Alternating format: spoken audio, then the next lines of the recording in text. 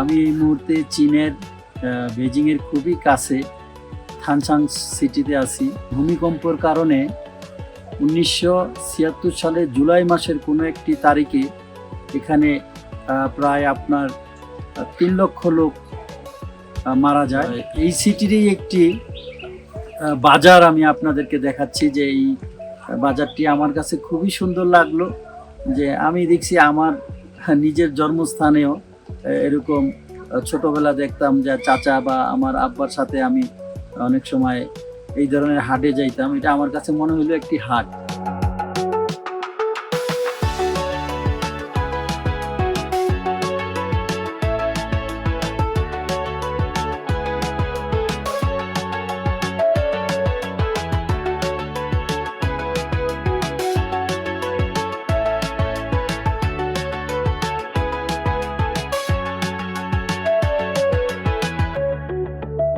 এখানে আমরা দেখতেছি ব্লুবেরি আছে, সূর্যমুখী ফুলের দানা।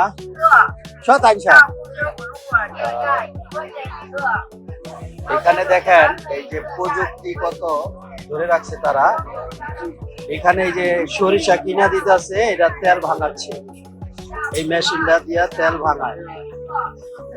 এখানে মধু, এই যে এটা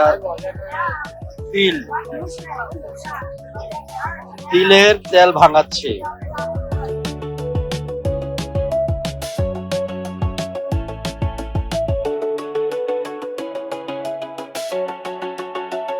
এখানে এই যে পেঁয়াজুর মতো কি একটা ভাবছে।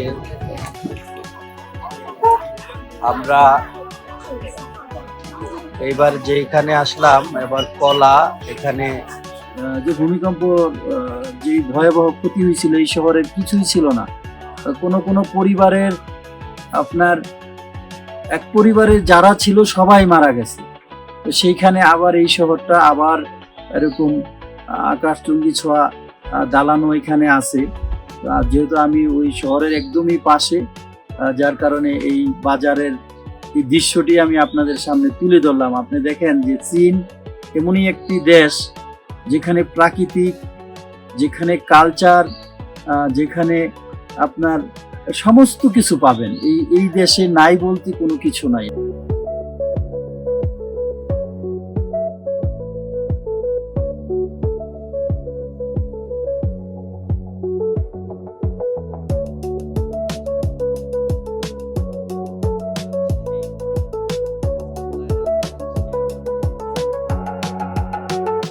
এবার আমরা একটু সবজির এখানে আসলাম। এটা তো আমরা অবশ্যই চিনি, পরিচিত মাশরুম, টমেটো, সিম জাতীয় এক ধরনের জিনিস। এইখানে লুডুস বিক্রি করতেছে, এগুলি হ্যান্ডমেকিং লুডুস। এরা এখানকার লোকজন এগুলি খুবই পছন্দ করে, হ্যান্ডমেকিং লুডুস। ওই পাশে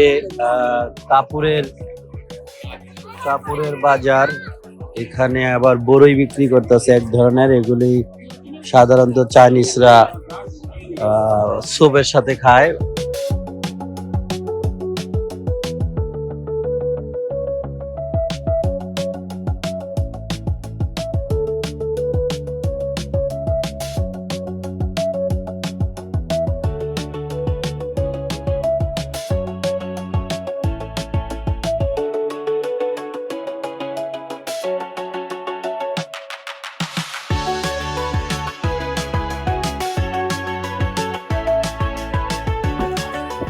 বাজারটা আমার কাছে খুব ভালো লাগলো। চায়নাতে এই ধরনের বাজার অনেকদিন পরে দেখলাম, যদিও আমার অনেক আশা হয় এখানে।